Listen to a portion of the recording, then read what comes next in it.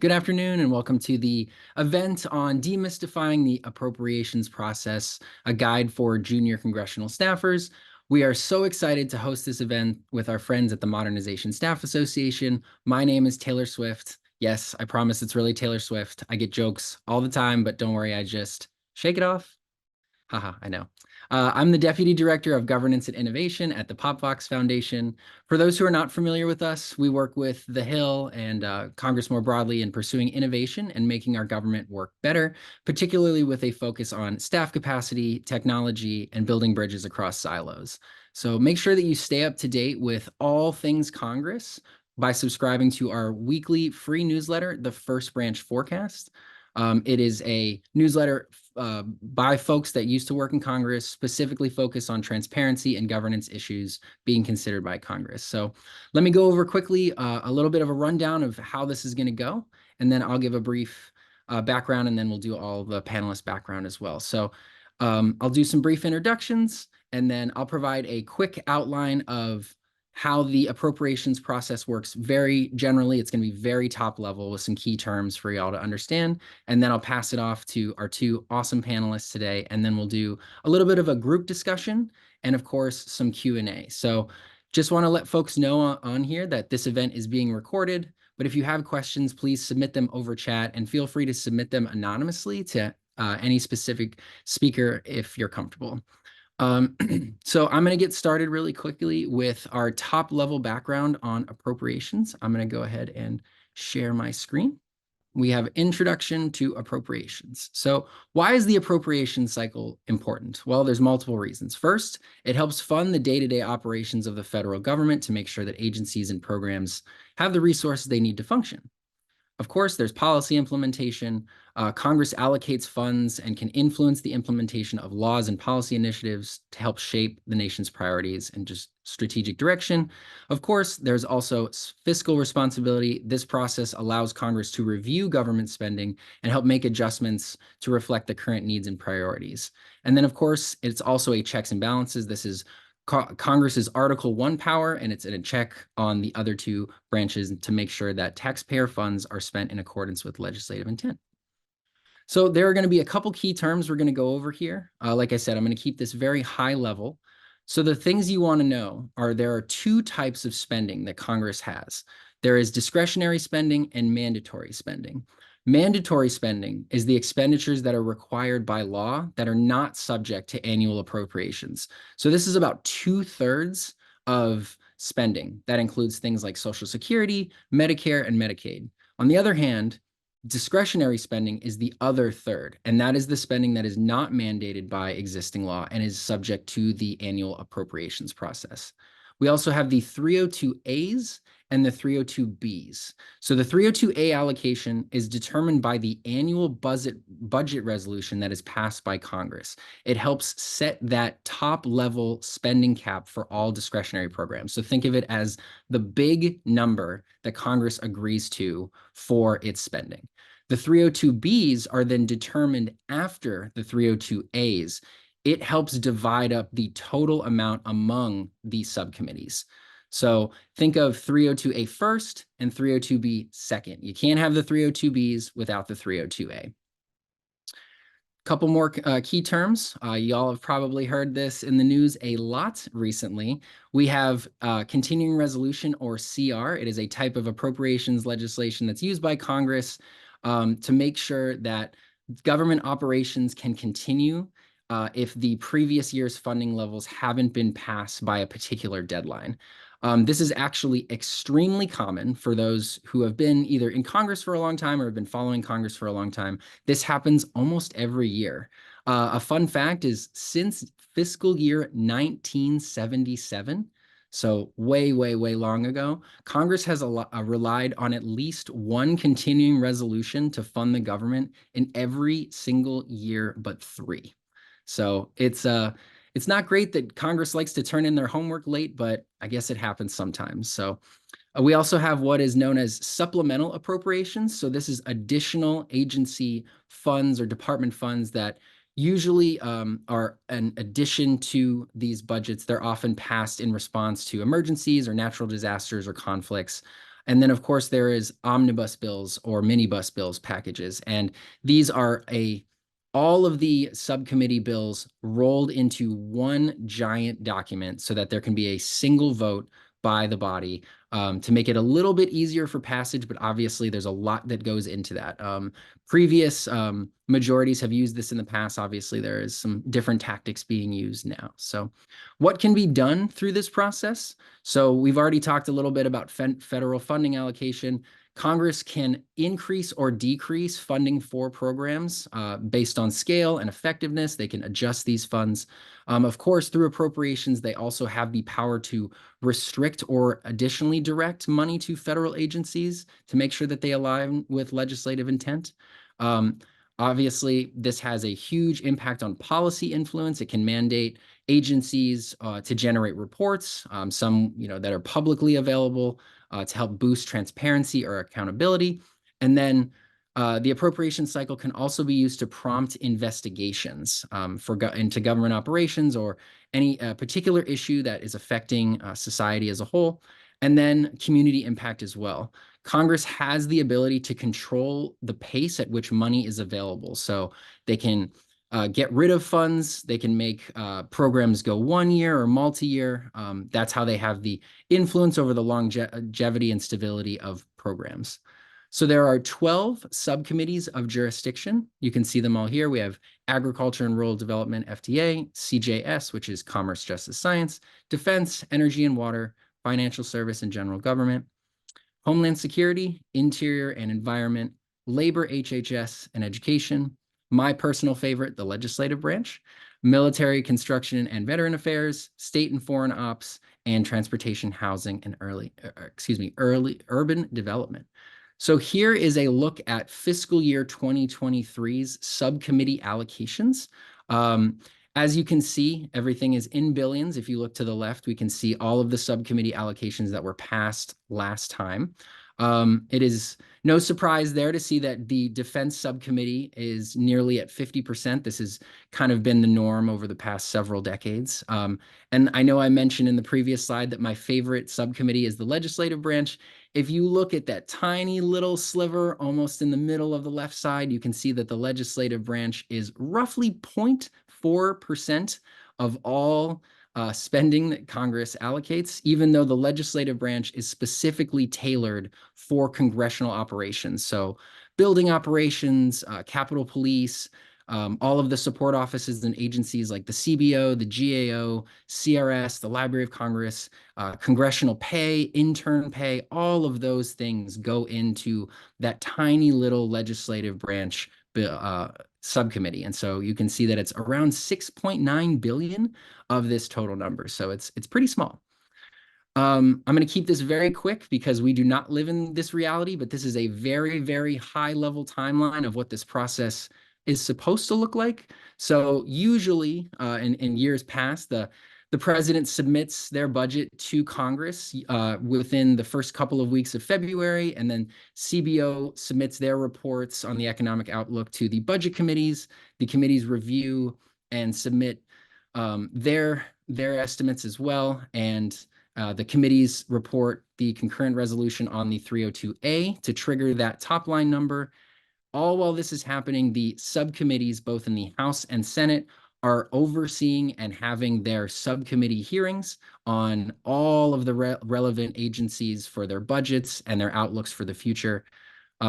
Congress then has all of these subcommittees introduce these bills, usually around March, April time. All of the subcommittees are compiling and writing all of their legislative text. Then they get introduced in the subcommittees, voted on, amended on, hopefully favorably reported out of the subcommittees into the full appropriations committees for both the House and the Senate. Then in theory, quote unquote, around the summertime, usually in June, those bills are voted out of each chamber, and then Congress brings them together and has a reconciliation piece of legislation to agree on a common bill that then is once voted on by both chambers once again and sent to the president for signature. Ideally, this is done before September 30th, which is the end of the fiscal year. But like we talked about earlier, it's not really been a practical thing that's happened in Congress for quite a while now. So remember those key dates. The end of the fiscal year is September 30th of every year, and the first day of the new fiscal year is October 1st. So some additional resources, and we'll make sure when this event is posted on our website that these additional resources are available to everybody. We have all of the appropriations understanding resources through congress.gov and the White House OMB website. And of course, our favorite folks over at CRS, they have some wonderful CRS reports on this as well. And make sure if you're interested in particular committees or subcommittees, be sure to check out the House and Senate appropriation pages as well. So with that, I am going to introduce, let me stop sharing. I am going to introduce our first expert panelist. Tara Sabag is the Director of Senior Legislative Leadership, Learning and Development at the House of Representatives Office of the Chief Administrative Officer. Tara started on Capitol Hill in 2001 with Rep. Vic Snyder, and most recently served as Chief of Staff for Rep. Rick Larson. She brings more than 22 years of Hill experience, and during that time, Tara has helped create the Middle Eastern and North African Staff Association. Tara specializes in promoting diversity, managing and mentoring legislative staff, and developing legislative ideas, working across the aisle, and creating good office relationships. So with that, Tara, take it away. Thanks so much. I appreciate that introduction. I hope you all are having a good day, a good Thursday, a good CR day. My name is Tara Sabag. I'm in the CAO Coach Office. If you're on the House side, you may have heard about the CAO Coach Office. You can find our website only using the internal browser of caocoach.house.gov. I'm going to add an additional plug to additional resources. We also have resources on appropriations, including best example spreadsheets. We've had a program with Megan Lynch from CRS on what this process looks like and what you can do as a staffer and why it's important. As Taylor said, Congress has the power of the purse. I used to work for an appropriator. This is really exciting to me. If you care about any issue, every issue you've ever cared about comes into play during this appropriation cycle, which is why it's to me the best cycle in Congress. And someone once asked me, when should I start working on the appropriations process? And my answer, no matter when you ask me, is now. If we just finished and you just finished submissions and you just press submit and they went to the appropriations process, then you still have a lot of work to do before the appropriations committee marks them up. You still have a lot of work to do before they get to the House floor. You still have a lot of work to do before they go to the Senate. You have a lot of work to do when they get to the Senate and then before they become law, and then you start the process all over again. So if you're not constantly working on appropriations and thinking what can go into appropriations, I would kind of get in the mindset, because the truth and the reality is Congress is always thinking about this process. As Taylor said, we're never really done with the process. It doesn't ever work how it's supposed to work, as today is a perfect example. And so making sure that you are one step ahead of the process is going to go a long way for your office. If I were to give someone who's starting on the Hill advice, it would be volunteer for this process and ask to be as involved as you can. There's no job in Capitol Hill, whether even if it's comms, even if it's scheduler, even if it's district, where you're not going to have some touch on the appropriations process. The district does a lot of the, I guess, forward-thinking events for community project funding and starting thinking about how we want to, what projects we want to invest in, what projects we want to submit. And I'll get into that in a little bit. And the comms people are the people who releases all the priorities for the office. The scheduler is the one who's scheduling all the meetings. And if you've been in Capitol Hill in March, April before, there's going to be tons of meetings asking for funding. And the ledge team is the one kind of looking at all these bills and figuring all that out. So I would volunteer for the process.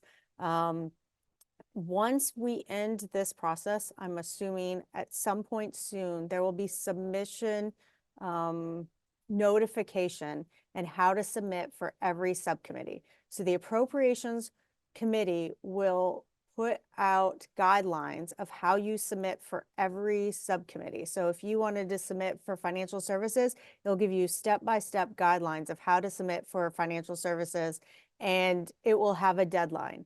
Every subcommittee will have a different deadline. And so getting your spreadsheets ready for, if you don't have them in your office already, I would do 12 set spreadsheets for the 12 committees, start putting your priorities in, and what you might want to go for, and then you'll know when they're due on this day, when are due on this day, when are due on that day, and it's going to get you one step ahead.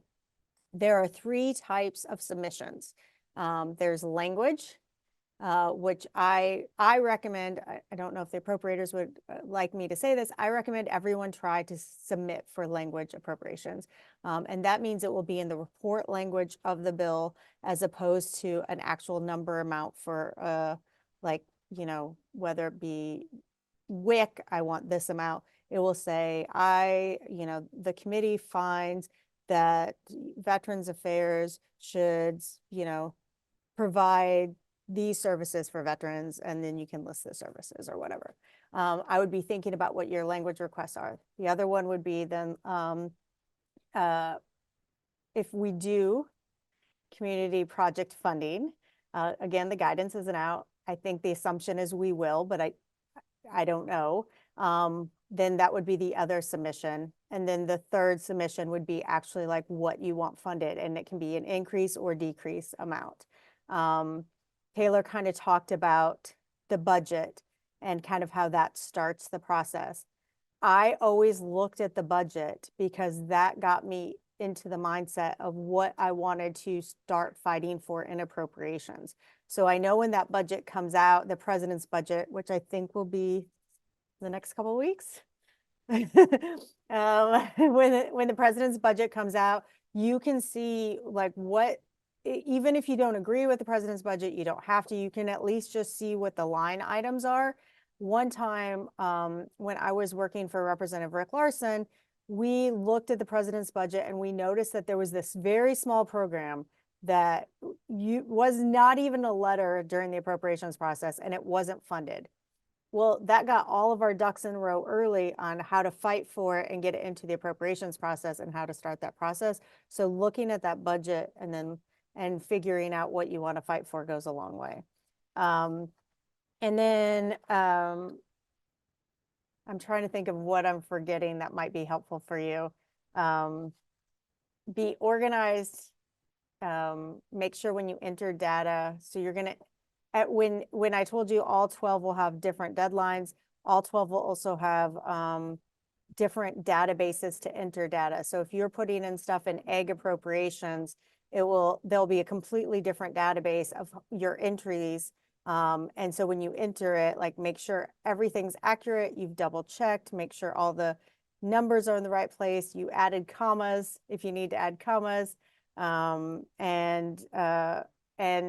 just follow the guidelines as best as possible before you submit. I hope this is helpful. I hope you guys all volunteer to be part of it. And I think this is the most exciting thing, and it really does launch your interests in a lot of times of what you really want to focus on when you're on Capitol Hill. And it is the best time for you to be able to play in every issue. And it's an exciting time, and I hope you all take advantage. Yeah, thanks so much, Tara. That is a fantastic rundown. Extremely practicable and actionable items that you're helping folks out with. So that's great. I'm going to introduce our next panelist now, and I'm really, really excited. Zach Brown, he is the former communications director for Rep. Don Young of Alaska. Zach is a 5-year veteran of Capitol Hill who served as the final communications director of the late Don Young. During his time in the House, he developed and oversaw several important initiatives for the congressman, including the constituents communication programs to directly engage with Alaskans on their priorities during the annual appropriation process, and landmark legislation such as the Bipartisan Infrastructure Investments and Jobs Act. So it's my pleasure to introduce Zach, who's going to go over a lot of the comms perspective for you all today. So Zach, take it away. Thanks, Taylor. Thank you, Tara. That was a great rundown. Brought back a lot of memories and made me want to jump into some CRS reports for some fun reading. It is a great opportunity to talk about one of my late boss's favorite parts of his job, which was earmarks, community project funding, part of the broader appropriations process. You think very directly when it comes to appropriations of just it's all, legislative work, this, that, and the other thing.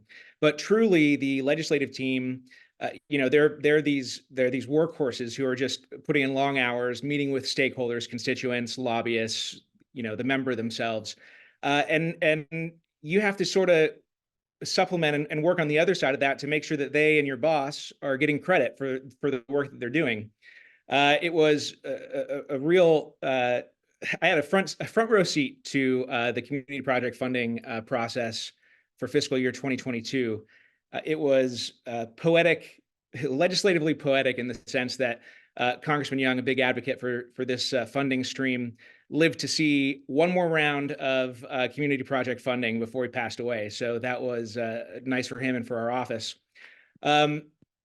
What you're going to get out of the gate, and Taylor, you might have touched on this before, with the return of community project funding amid the appropriations process, it looked a little different than it did a decade before. You hear the word earmark, and it sounds like a dirty word to most people. Obviously, I work for Congressman Young, and the bridge to nowhere was always going to be a thing. And so a lot of communications folks working with their ledge team will find themselves looking for ways to overcome objections from constituents, to overcome misunderstandings of what exactly community project funding is, what it does, and how it plays into the larger appropriations process. We were limited on on the volume of requests that Congressman Young was able to make. It was 10 at the time. I'm not sure what that current number is, but at the end of the day, not everybody's going to be satisfied here. Not all of your constituents will be happy because you do have to pick, your boss, your office will pick 10 projects to actually request funding for.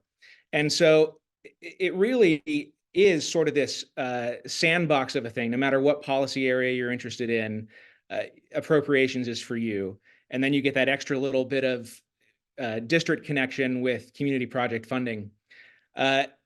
And the deal is this: you really do need to start thinking about this before the season even begins, especially from a comms point of view. In terms of process,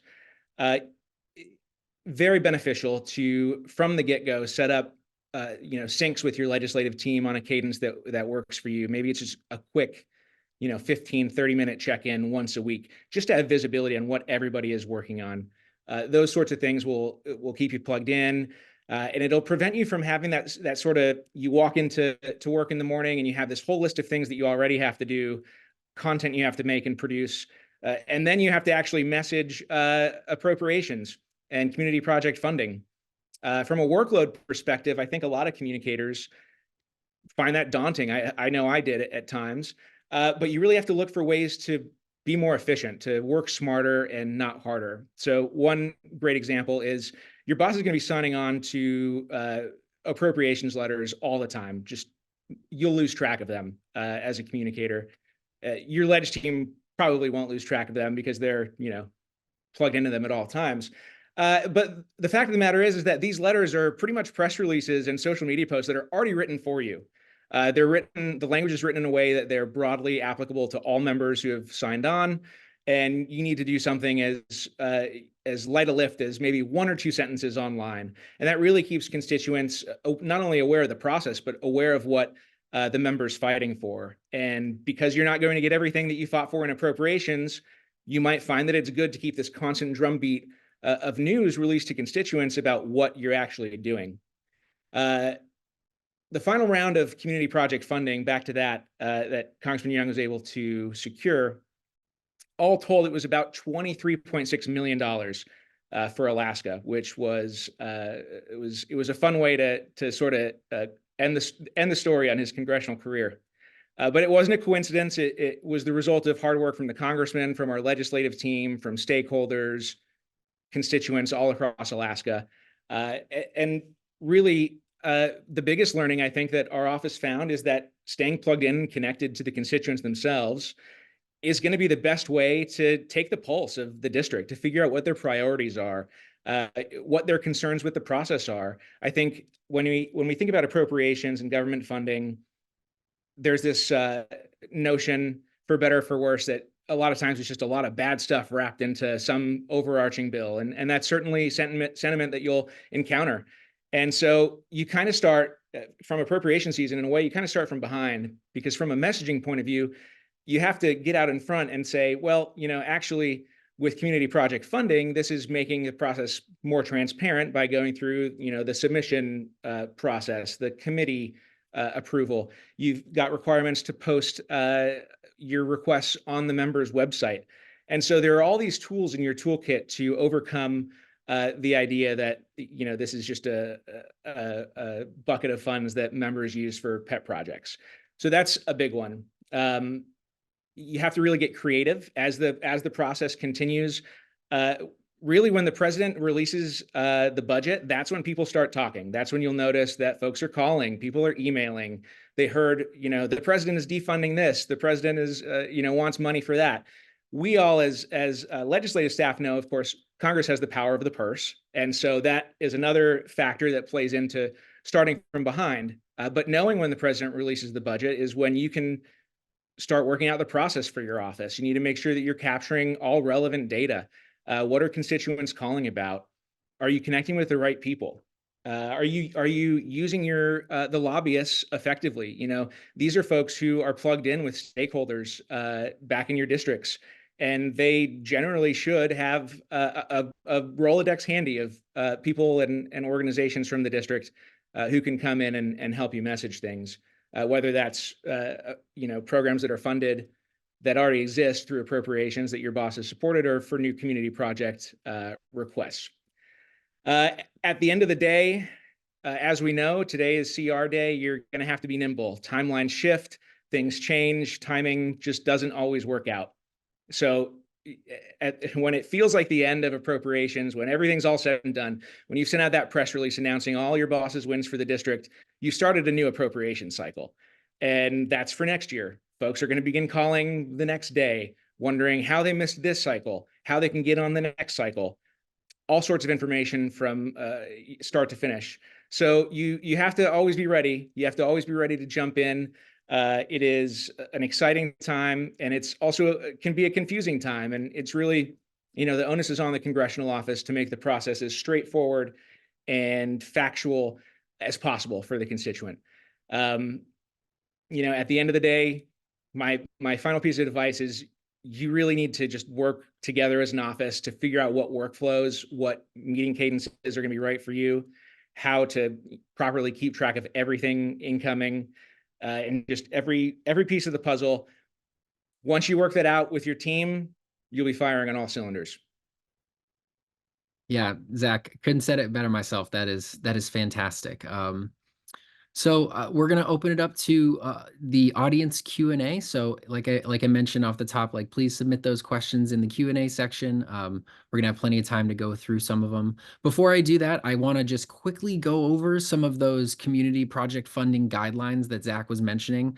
I should have done it before his background, but there was this quote unquote ban on earmarks in 2011 because of all of the, negative connotations and corruption scandals around that. But in fiscal year 22, like Zach mentioned, the program was reincorporated on a bipartisan basis with several provisions to increase transparency and accountability. And I think the biggest one on this is limiting community project funds to just 1% of discretionary spending. So it is a very, very small amount. And all of those requests all have to be certified by the member of Congress themselves that neither they nor their family members have any financial interests in any of the projects. And I think that kind of public disclosure is pretty important for trust for the institution. And then they have to submit these public disclosures of requests for member websites and committee websites too. And then both of you already said, there are only so many requests that can be submitted from nonprofits or government entities, and each member is only limited to those 10 projects. And so I guess my first question, and Tara, we'll start with you and then go to Zach. How does an office, when they're starting out this process, how does an office determine those 10 proposals? How do they want those to be included? And how can junior staffers, especially if maybe this is their first or their second go around in this cycle, how can they help in that office kind of shape those priorities? Sure. Happy to dive in here. First of all, I want to say not everyone requests community project funding. It is still for some members like do not touch type of project funding. And so if you are one of those offices, that's fine. For how you go about with the 10 is how we did it historically in every office I was in, is you accumulate all of them. And then you look, and a lot of that is led by the district. What are the needs? You know, talking to people in the district, and trying to figure out what, you know, who's submitting and what that looks like, getting all of them listed. And then from what I understand from a lot of offices, if you have a big district, you might look at regions and like try to help out some, you know, all the different regions within the district. You might look at different types. So if this one's related to health, then this one should be education, this one should be transportation.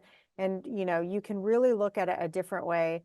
If you are new and in junior staff in the office and you are from the district, your input of, you know, what would be helpful to the district, I think goes a long way. And I think, again, making sure that if you are entering these projects, that you are advocating, making the best case of why the Appropriations Committee should fund this. Zach, it sounds like, you know, in Rep. Young's office, they were very successful. I'm sure there was a very detailed process of making that case and what it looked like when you're submitting it. And I think showing how many people are impacted, showing the impact to the district, showing, you know, what the need is, saying you want a bridge for I-5 and then closing it out is probably not going to do the trick. So really helping to make that case, and when you enter it into the database, making sure everything is accurate and everything looks exactly how it should, and that represents the district well. I would echo all of that. I would say consider yourself the single threaded owner of these requests and of your portfolio. You are the subject matter expert on this. You have to make the case. And this is another scenario where it is effective to tap into the lobbyists that your office is working with, tap into your district staff especially. I mean, they're the ones on the ground talking with people day in and day out. You just, you know, another thing is geographic area. We put a stack of papers in front of the congressman in a meeting, and you know, obviously Alaska is the biggest state by land area, and so we wanted to make sure that geographically things were dispersed in an equitable way. That's another consideration. It's just gonna it'll vary by office, honestly. But I think the best evergreen advice is you need to be the advocate for this specific project. Yeah, great answers, both of you. I'm going to ask one of the questions from the audience. So Zach, I'll go to you first and then Tara. So the question is, I work in the district office and I'm curious if you have any guidance on how I can volunteer or be part of the process within my office. That's a fantastic question. First, I would say find the issues that you care about and then learn which DC staffer within your office works on those issues. That's probably the best place, the best entry point for you to get into the process. Volunteer to go to events. You probably are already going to events. You're running all around the district. Just, you know, listen to people, write down casual ideas. I think one great example of this is we had a staffer in the district traveling with the congressman several years ago, and they were meeting with folks from the Food Bank of Alaska. And you know, Alaska it's logistically challenging to get food around to the food insecure areas of the state, and so they needed to really scale their ability to output, and they asked for $500,000 just to buy a used forklift to help, you know, actually get food out the door to folks. And that was just a figure that the congressman wrote on the back of a napkin, literally. You will find community project funding ideas on backs of napkins in, the Veterans Hall, all sorts of places, sporting events. Just keep an open ear and try to. If you're a DC staffer, try to think of being a district staffer. If you're a district staffer, listen even more. Speak up. Talk to the DC staff. You do have an elevated voice, I think, when it comes to granular district stuff. Yeah, I would say, I don't know what position you are in the district, but I would say, if you're meeting with firefighters, like Zach said, you could be meeting with firefighters in June. And if they're talking about funding that they need, I would make sure that that's put in a spreadsheet or some sort of file for the next time we're doing appropriations. All of your conversations with people in the district are so important, and making sure that there's a system in your office, so when you hear those conversations that you can advocate for them when it comes time to appropriations. If there's not that system in your office, I would work with your office to help create that, because the district is really the eyes and the ears of what the constituents need. Absolutely. So we have a couple more audience questions in here. So there's one that I think I'll just take solo. So it says, if we have an appropriation cycle, why does it feel like we never use it in an era of continuing resolutions? I feel like we have never really used appropriations in a capacity in an ongoing 10+ year cycle of regular government shutdowns. So there may be a bit of a confusion here in this question. So a continuing resolution, by definition, extends the appropriation cycle. So they work within each other. So the appropriation cycle ideally is supposed to have an end date for that fiscal year. But as we see time and time again, Congress just can't get to yes on things. Sometimes because the government is divided. Sometimes it's an issue on riders, or types of language in some of those subcommittee allocations. So most years, Congress has passed continuing resolutions to ensure that this process continues and the government stays open. That is why it's such a common thing that happens, is because Congress just hasn't really met those deadlines on time. So that's kind of what the continuing resolution has been used for, and that's probably what's going to happen today. Is we have the potential for a partial government shutdown tomorrow, and then the second piece next Friday on the 8th. So the continuing resolutions are used to extend those deadlines to ensure that the government doesn't shut down. So I hope that was helpful. Tara, I'm going to go to you and then Zach for this next question. So we've been, sprinkling a bit of this throughout the conversation. What role does lobbyists and advocacy groups play in this process? And how can staffers, especially those who are on the phone or, in the front office, taking a lot of these meetings, how can those staffers effectively engage with those stakeholders? If you are if you're a ledge staffer in your office, you will be taking lots of meetings from lobbyists and stakeholders over what is important. I think it is really important in every single one of those meetings to talk about and ask for the district component. Even if your boss is of course a yes, or, will support whatever the request is, having that district component just goes a long way. And it also makes them think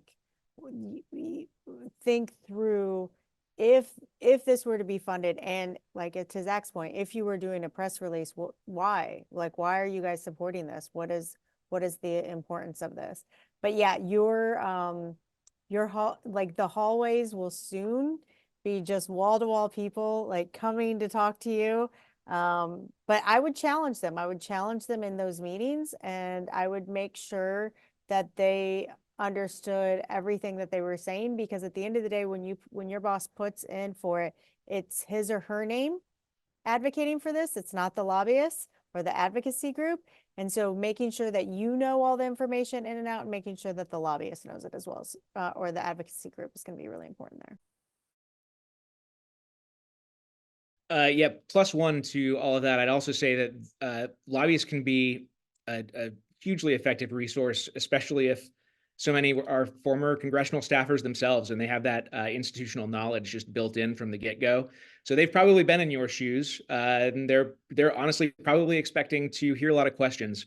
I'd also say, if you have a lobbyist or a group of them, advocacy groups that are focused on one regional or geographic area, they're probably going to have pretty good knowledge of what's going on around there. I mean, there were countless situations where I've needed a quote from a constituent who benefited from some sort of community project funding requests or from some other program that the congressman supported. And, rather than just looking around myself, within 2 minutes, I had names from the lobbyists who were working on that specific issue. So, from that perspective, use them that way. And I'd also say, see what other offices that they're talking to about this issue, because they'll help coalition build just right on the Hill. Figuring out who else is going to be on your side on something like this is vital. Yeah, I will +1 on the coalition building as well. I forgot to mention it off the top. I worked for 2 appropriators and worked in House leadership, and that coalition piece is absolutely essential for that kind of work. This next one, I'm just going to aim at you, Tara. So, how do you find out which line items for certain projects are included in a bill? You're not gonna like this, but you got to read the bills, right? Like, so if you're submitting, well, I'm assuming you mean like, how do you know like what could be funded? I would read last year's bill and what the committee put out, so you know what the line items are. I would also, if there's something that's not there that should be there. The example that I gave was the president's budget. The program was called the State Trade Expert Promotion Program. It was this very small program, and it wasn't included in the president's budget. And so we had to make sure that it was included. There was a line item included in the appropriations bill before the process started. So because it was in the previous appropriations bill. So again, like trying to get all the context clues together and figuring that out. But I read all the bills. I know that doesn't make me, I know that advice is not popular, but I think it helps you so much understand what you can be advocating for and what you can't. And it also shows you what no one else is paying attention to and where your boss can be a real leader. And I 100% echo, like, want to put a red, like a red smiley face or whatever you do on coalition building. Appropriations is about coalition building and getting a group of people to support whatever your boss's needs are. And so thank you so much for that plug and that addition, Zach. Yeah, I completely agree.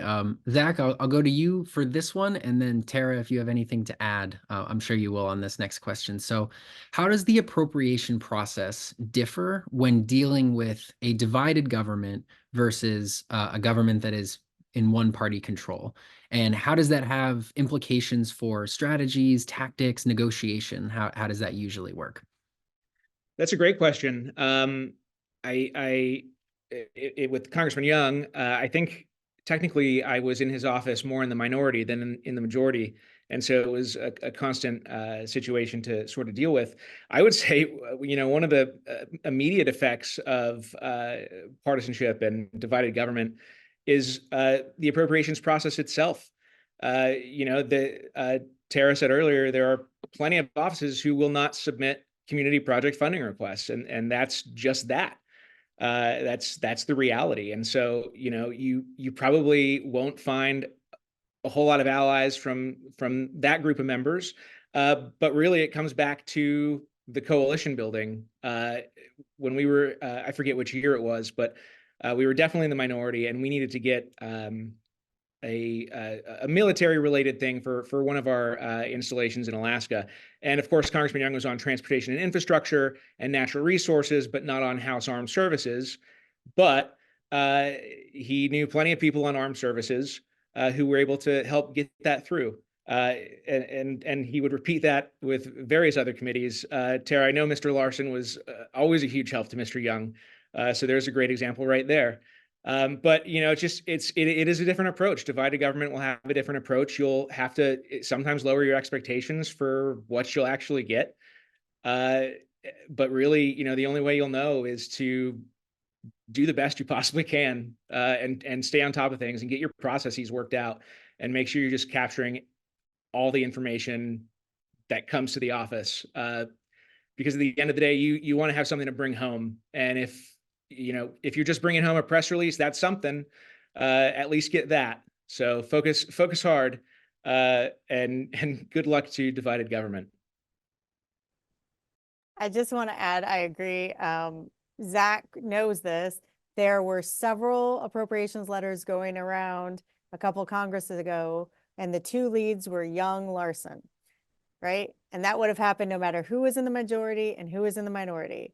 And so that's why a coalition building, finding someone else to help support your cause is really, really important. Yeah, very, very well said, both of you. I completely agree. I'm going to throw this one up to either one of y'all. So how do the House and Senate appropriations subcommittees interact with each other? I know when we were doing the rundown of the entire process, it's long. There are multiple markups in multiple subcommittees. That's happening at the same time that they're trying to have top line number negotiations and agreements on those 302As and the 302Bs. How do those interactions go? I'm going to pass this one to Tara. I mean, I think for the most part, the subcommittees focus on what is in their subcommittee. There is some cooperation and discussion when I was on the Appropriations Committee, or when I worked for a member on the Appropriations Committee. And I don't know, there wasn't always. And, if you were on Commerce, Justice, Science, I don't know if you were always talking to what was happening in the Ledge branch and you guys were always talking. I assume there's some sort of it, but whether like how specific and how, granular that gets, it would be up to the issue, would be up to the committees. I do know that the authorizing committees talk to appropriators. So if you're putting in for language requests, which again, I really am a big advocate of this. If you're putting in for language requests, you should be talking to your authorizing committee as well, because if you're not, the appropriators will be talking to your authorizing committee, and you don't want to really throw them off, kind of like off guard on that. Taylor, you would probably be the better person to talk about how much these two subcommittee or how much all these 12 subcommittees interact. I would say they do, but not like in the meat and all of the issues. Yeah, I think it really, really goes back to the question a couple minutes ago on divided versus one party. I've seen subcommittees, even in a divided government, where there are some bipartisan pieces that are just automatically included at the very beginning. Like, these things are going to stay the same. We want to keep these programs. We want to keep funding at this level, or maybe even a slight increase, which is hard to come by, especially with both parties agreeing to it. But it is really just contingent on those particular subcommittees. I mean, I know we mentioned it off the top, like defense is around 50%, but within that 50%, the over 700 billion, like there are a lot of provisions in there that some parties want to take away, some parties want more oversight, some parties want more reporting language. And so it's going to get really granular.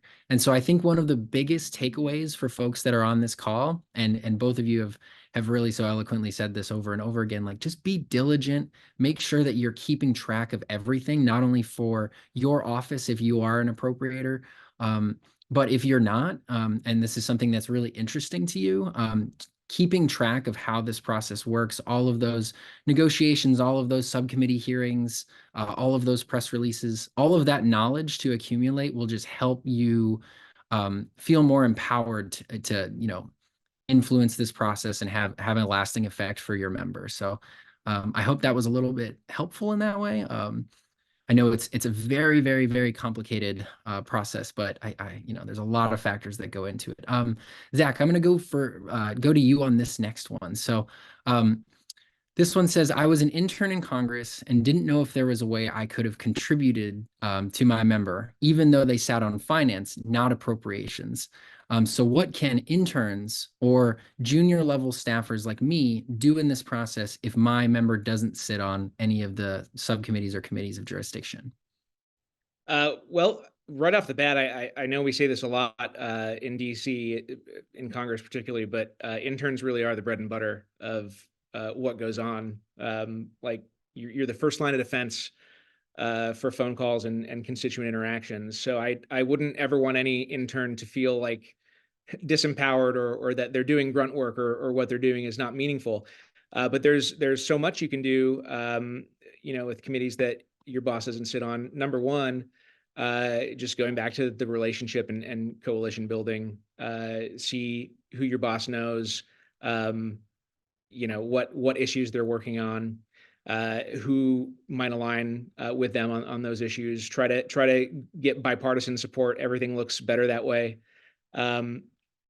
But then also it is an opportunity, for in this example, if your boss sat on finance, there's probably a whole slew of policy areas in finance that you don't even know that you have interest in.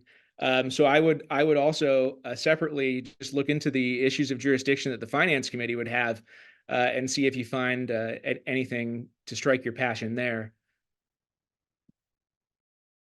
Tara, anything to add? I would add, I think data entry is where most offices need the most help. And they will always need more people to help enter. As Zach mentioned, there's going to be so many letters that members sign on to, and every letter your member signs on to has to be entered into the database. And the PDF of that letter would have to be uploaded. So any way that you can help in that process or any of those tasks that seem not so exciting, I think they are, but seem a little bit less exciting, goes a long way. It's really going to give you a better understanding of the process. Retweet. I would say when I was an entry and junior level staffer, I would just love reading those just to learn more. It's almost like getting your own little mini version of a CRS report, because you're kind of seeing in real time how this process is working. And even if it's like directly affecting your member, your district, your constituents, your state, it really helps give you that applied knowledge throughout this entire process. So absolutely +1 to Tara's comment. Okay, so I know we have a couple more minutes left. I'm going to do one more question before we break. So this one's a little general. Tara, will go with you, and then Zach, if you want to add anything. So it says, if programs aren't funded in one fiscal year, can they be funded in the next fiscal year through a typical appropriations process? Well, this is a little bit harder because was it not funded because of an authorization bill?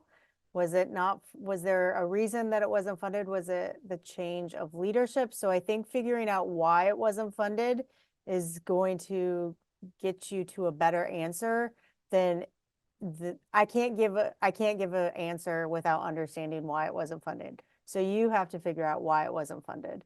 And if it was just, there are certain things that, depending on who the majority is, things aren't going to be funded.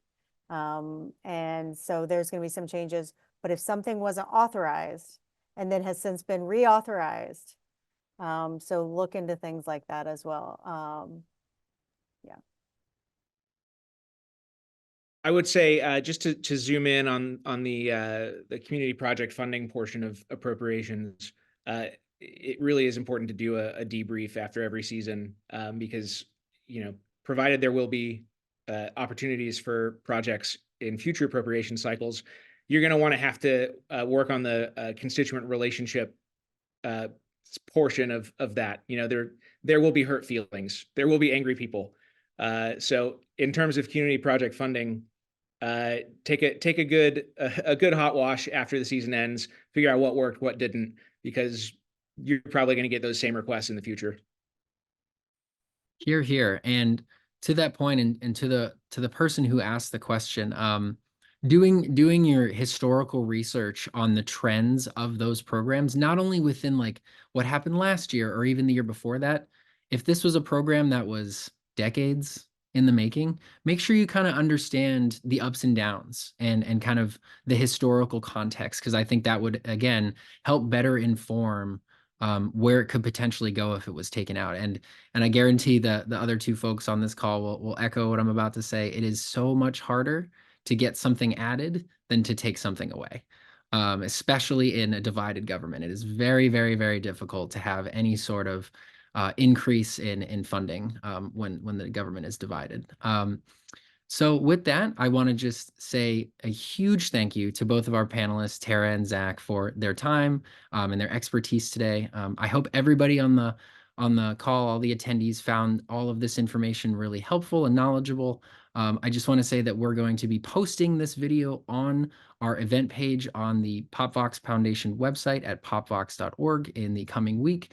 We would love, love, love to hear any feedback that you would like to give us. Feel free to reach out to myself at taylor@popvox.org or anyone on our team about this. And hopefully you found this informative, and have a great rest of your day. We might also have some stuff around a continuing resolution later today. So thanks so much, everybody, and have a great day. Thanks, y'all.